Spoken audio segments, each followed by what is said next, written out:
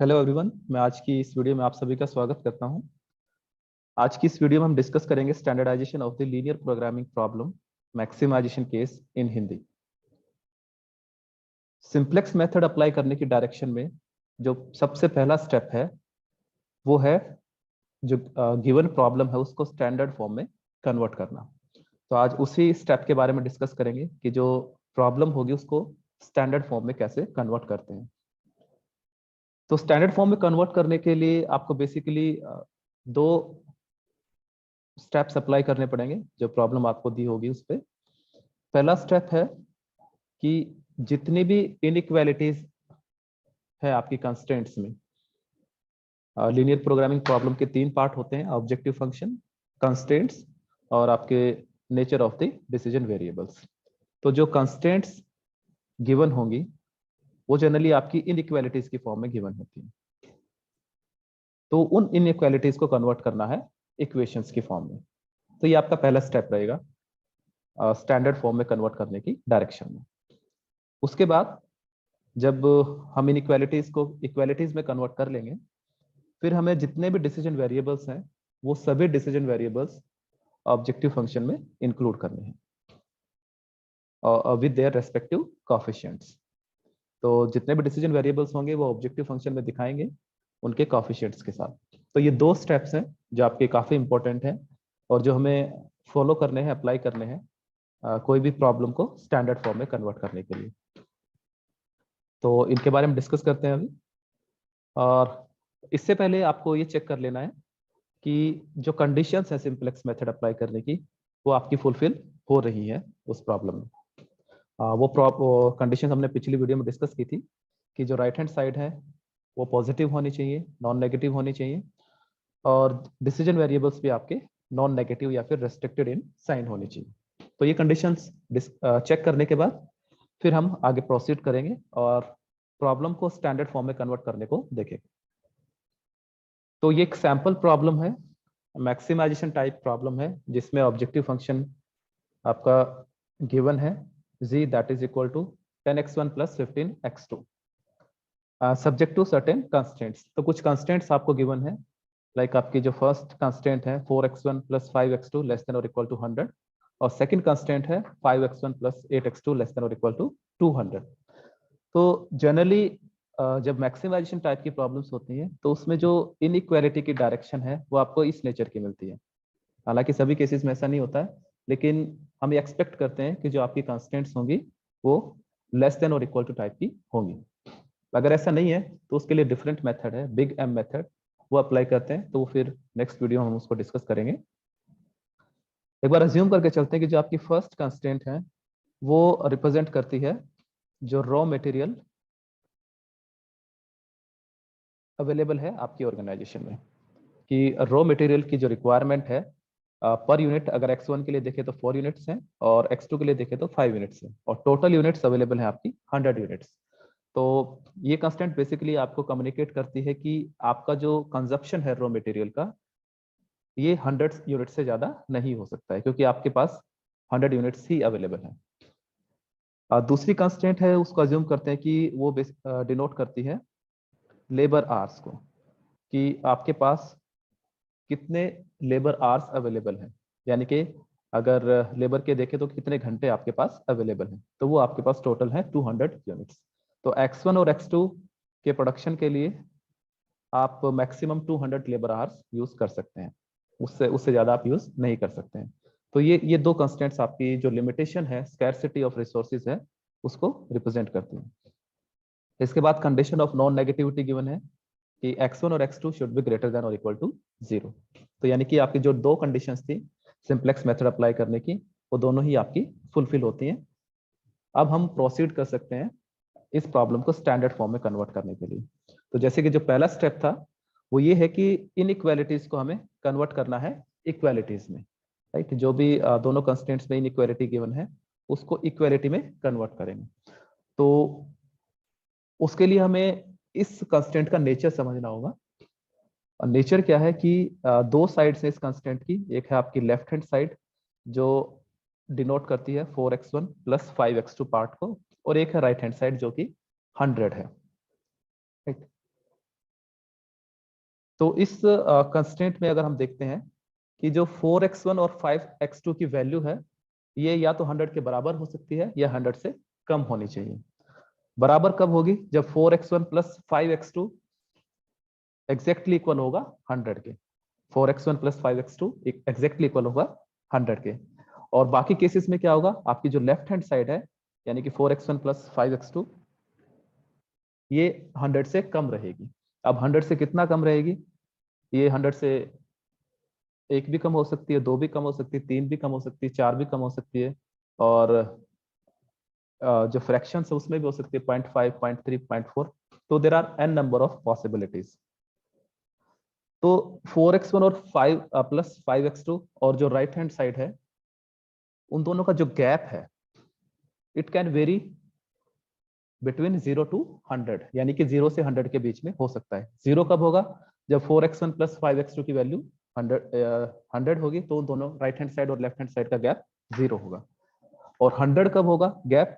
जब 4x1 plus 5x2 जो part है उसकी वैल्यू 0 होगी, राइट। तो जो ये गैप है लेफ्ट हैंड साइड और राइट हैंड साइड में, इसको हम एक वेरिएबल की फॉर्म में रिप्रेजेंट करते हैं। वेरिएबल क्या है? वो वेरिएबल है आपका, उसको नाम देते हैं हम स्लैक वेरिएबल। Slack variable. तो बेसिकली स्लैक वेरिएबल क्या काम करता है? वो उन सभी वैल्यूज को रिप्रेजेंट करता है जो लेफ्ट हैंड साइड और राइट हैंड साइड के गैप को दिखाती हैं, राइट। तो जो इक्वेशन है अगर इसको हम स्लैक वेरिएबल इंट्रोड्यूस करने के बाद लिखें तो इसको ऐसे लिख सकते हैं 4x1 plus 5x2 plus S letter है उससे रिप्रेजेंट करते हैं स्लैक वेरिएबल को। तो ये फर्स्ट इक्वेशन है, तो हम फर्स्ट स्लैक वेरिएबल को इंट्रोड्यूस कर रहे हैं, इसका नाम हम S1 रखते हैं। ये वेरिएबल इंट्रोड्यूस करने के बाद आप इक्वलिटी का साइन यहाँ पे इंट्रोड्यूस कर सकते हैं। Now left hand side is equal to right hand side, तो दोनों अब इक्वल हैं। और जो गैप है 4x1 प्लस 5x2 और 100 के बीच में, उस गैप की जितनी भी वैल्यू पॉसिबल वैल्यूज हैं उनको S1 रिप्रेजेंट करेगा।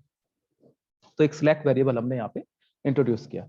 सिमिलरली जो सेकंड कांस्टेंट है उसमें भी आपकी जो लेफ्ट हैंड साइड है और राइट हैंड साइड का गैप है उसको भी एक स्लैक वेरिएबल की हेल्प से रिप्रेजेंट करेंगे।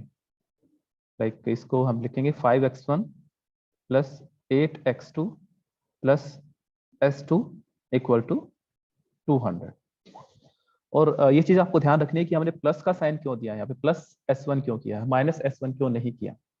इसका रीजन ये है कि जो लेफ्ट हैंड साइड है वो थोड़ी सी कम होगी राइट हैंड साइड से, राइट। सिर्फ एक केस में इक्वल होगी जब जो गैप है वो 0 होगा, बाकी केसेस में लेफ्ट हैंड साइड आपकी कम रहेगी राइट हैंड साइड से। तो उस गैप को कवर करने के लिए हमने क्या किया है, स्लैक वेरिएबल को ऐड किया है।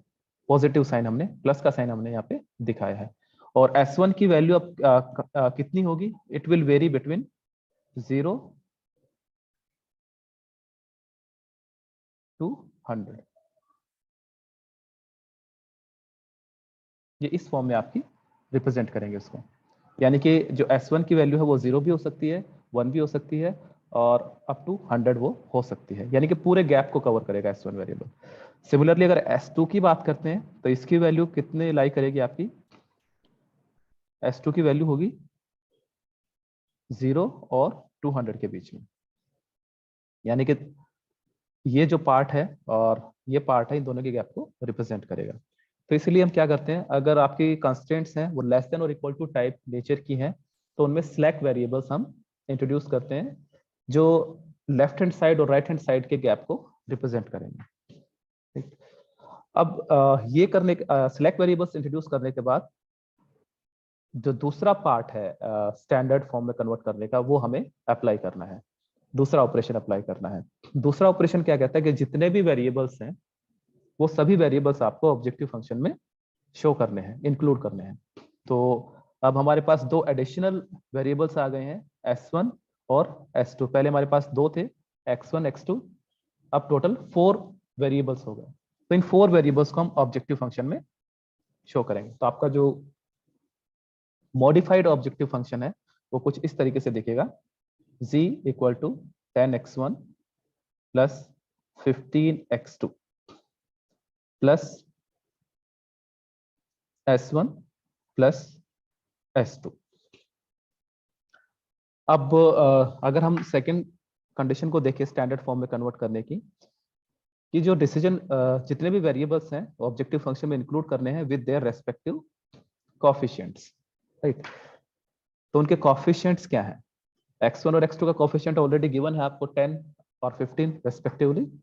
अब s1 और s2 का कोएफिशिएंट क्या होगा? अब अगर हम देखें कि जो s1 है वो एक्चुअली रिप्रेजेंट क्या करता है, राइट। अगर इस इक्वेशन को दोबारा देखते हैं हम फर्स्ट कांस्टेंट को, तो जो लेफ्ट हैंड साइड है वो शो करती है consumption of the raw material, यानी कि 4x1 प्लस 5x2 में आपने कितने यूनिट्स को कंज्यूम किया। और जो S1 है वो रिप्रेजेंट करेगा अनयूज्ड रॉ मटेरियल को, यानी कि जो आपका अनयूटिलाइज्ड रॉ मटेरियल के यूनिट्स हैं उनको रिप्रेजेंट करेगा, क्योंकि एक्चुअल प्रोडक्शन तो आपका जो डिनोट किया गया है वो 4x1 और 5x2 ने किया है। तो इसलिए S1 क्या डिनोट करेगा? आपका जो अनयूज्ड रॉ मटेरियल है।